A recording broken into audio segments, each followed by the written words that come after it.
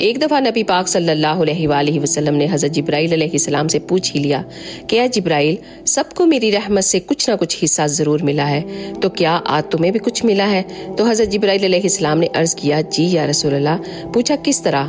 تو انہوں نے عرض کی کہ یا رسول اللہ، جب میں نے ابلیس کا انجام دیکھا تھا نا تو ڈر گیا تھا کہ پتہ نہیں ہمارا رب ہمارے ساتھ کیا سلوک کرے گا، لیکن جب آپ صلی اللہ علیہ وآلہ وسلم اس دنیا میں تشریف لائے تو میں سمجھ گیا کہ اب اللہ نے ہم سب پہ کرم کر دیا ہے، اب اللہ ہم سب کے لیے اپنی رحمت کے دروازے کھول دے گا۔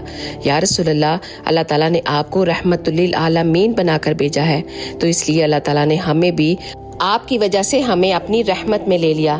یا رسول اللہ، اللہ کے بعد اللہ تعالیٰ نے آپ کی رحمت کی وجہ سے اس دنیا کو ابھی تک قائم رکھا ہوا ہے۔ یا رسول اللہ، آپ کی رحمت سے ہر چیز کو حصہ ملا ہے اور وہ ہمیں بھی ملا ہے، وہ چاہے اس دنیا کی ہو یا پھر آخرت کی۔ سبحان اللہ۔ ہمارے پیارے نبی صلی اللہ علیہ وآلہ وسلم ارشاد فرماتے ہیں، اگر باپ راضی ہو جائے نا تو تمہارا رب بھی راضی ہو جاتا ہے، اور فرمایا ماں کے قدموں کے نیچے جنت ہے۔ جو اپنی بہنوں اور بیٹیوں کی اچھی طرح سے پرورش کرے وہ ایسا ہوگا جیسی میری 2 انگلیاں قیامت والے دن۔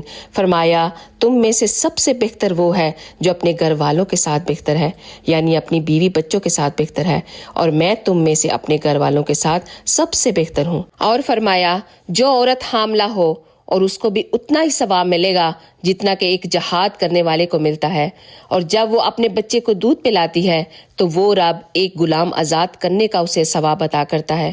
اور مردوں کے بارے میں اللہ تعالیٰ نے فرمایا کہ جو تاجر سچ بول کر تجارت کرتا ہے تو قیامت والے دن نبیوں کے ساتھ اٹھایا جائے گا۔ اور فرمایا جو مزدور محنت کر کے روزی کماتا ہے اللہ اس کا دوست ہوتا ہے۔ سبحان اللہ۔ کیا شان ہے ہمارے پیارے نبی صلی اللہ علیہ وآلہ وسلم کی۔